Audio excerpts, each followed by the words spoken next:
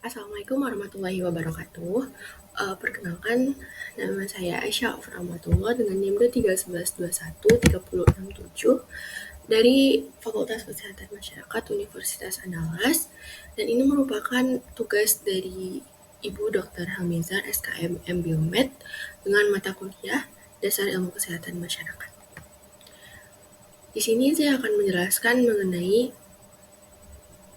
peran SKN, peran sarjana kesehatan masyarakat dalam mencegah masalah kekurangan gizi dan kontribusi dalam pembangunan. Sebelum kita mengenal lebih jauh, kita harus tahu dulu apa itu gizi. Jadi, gizi merupakan sejumlah kandungan zat yang dapat berasal dari berbagai bahan pangan atau makanan yang berfungsi serta berperan penting untuk menjaga, memelihara, serta membangun berbagai sel dan jaringan tubuh. Kemudian, apa saja sih faktor-faktor yang dapat mempengaruhi status gizi? Yang pertama ada kondisi fisik. Kondisi fisik dapat mempengaruhi status gizi karena terdapat beberapa faktor seperti kecepatan, kekuatan, dan daya tahan tubuh seseorang yang mempengaruhi konsumsi kalori dan gizi yang diperlukan oleh tubuh. Yang kedua, ada faktor budaya. Faktor budaya dapat mempengaruhi status gizi dari seseorang, seperti dalam hal sikap terhadap makanan. Banyak terdapat pantangan mengenai makanan dalam masyarakat sehingga menyebabkan konsumsi makanan menjadi rendah. Yang ketiga, ada faktor biologis.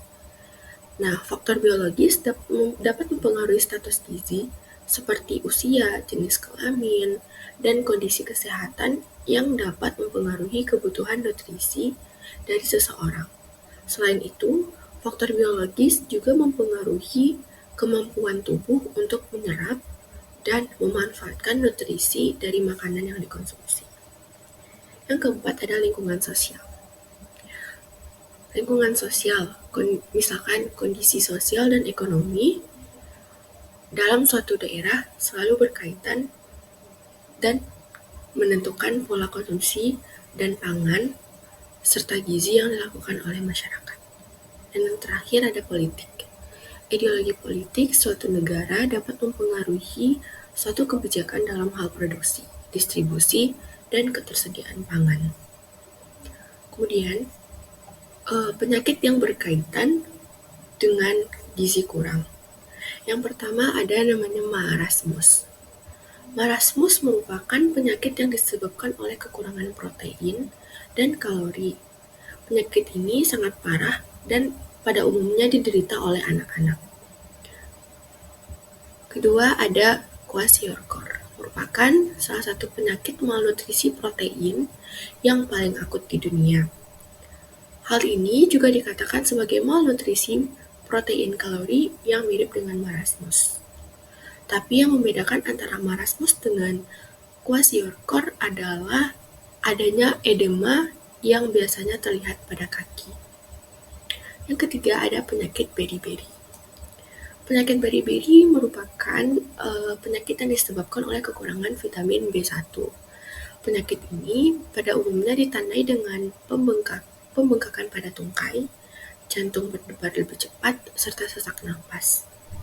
Dan yang terakhir ada stunting. Stunting merupakan suatu kondisi yang ditandai dengan kurangnya tinggi badan pada anak apabila dibandingkan anak-anak pada usianya.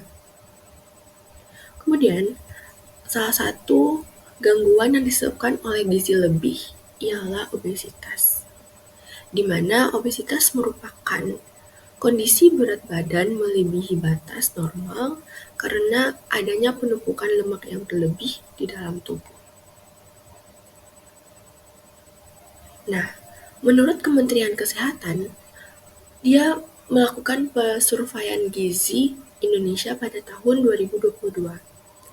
Hasilnya, diketahui bahwa dari tahun 2021 hingga tahun 2022, Indonesia mengalami penurunan angka stunting sebanyak 2,8%.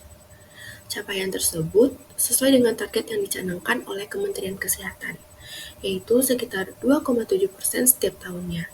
Sehingga Dengan demikian, upaya menurunkan stunting sebanyak 14% pada tahun 2024 diharapkan bisa tercapai sesuai target dengan target RPJMN yang telah dicanangkan. Nah, bagaimana peran SKM dalam mencegah permasalahan gizi mengacu pada program SUN Movement? Terdiri atas dua, yaitu intervensi yang bersifat spesifik dan intervensi yang bersifat sensitif. Intervensi yang bersifat spesifik yang pertama, contohnya memberikan makanan tambahan pada ibu hamil. Yang kedua, melakukan komunikasi kesehatan tentang pencegahan masalah gizi. Nah, intervensi yang bersifat sensitif itu ada mengupayakan penyediaan air bersih, kemudian kebersihan lingkungan, serta keluarga yang berencana.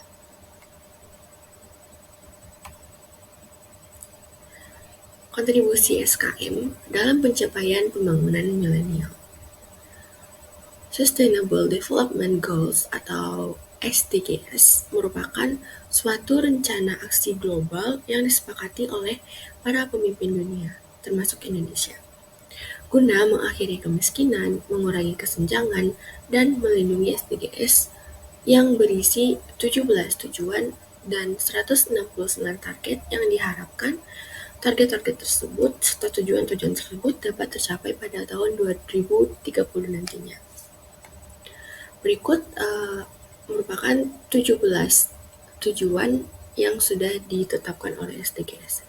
Yang pertama ada tanpa kemiskinan, yang kedua ada tanpa kelaparan, yang ketiga ada kehidupan sehat dan sejahtera, yang keempat pendidikan yang berkualitas, yang kelima kesetaraan gender, yang keenam air bersih dan sanitasi yang layak, yang ketujuh ada energi bersih dan terjangkau, yang kedelapan pekerjaan layak dan pertumbuhan ekonomi, yang ke-9 ada industri, inovasi, dan infrastruktur.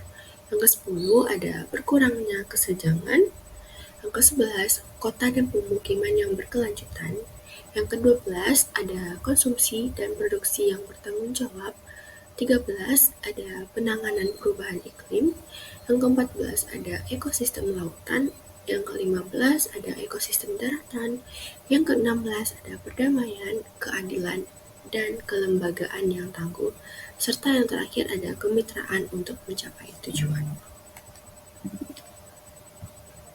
Dari 17 tujuan tadi, SKM, Sarjana Kesehatan Masyarakat, dapat berkontribusi pada tujuan yang kedua, ketiga, kelima, dan keenam. Tujuan kedua yaitu mengakhiri kelaparan. Mengakhiri kelaparan, mencapai ketahanan pada tubuh, dan mendorong untuk meningkatkan gizi pada seseorang.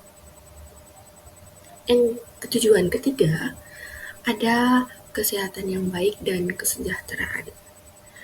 Kita sebagai sarjana kesehatan masyarakat harus dapat menjamin kehidupan yang sehat dan sejahtera bagi seseorang. Tujuan yang kelima yaitu adanya kesetaraan gender. Menjamin kesetaraan gender dan memberdayakan seluruh perempuan di Indonesia.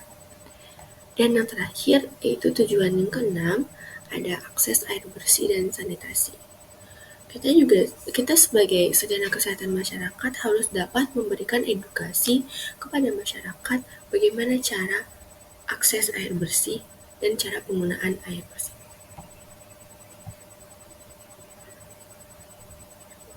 Sekian video peran sarjana kesehatan masyarakat dalam menjaga masalah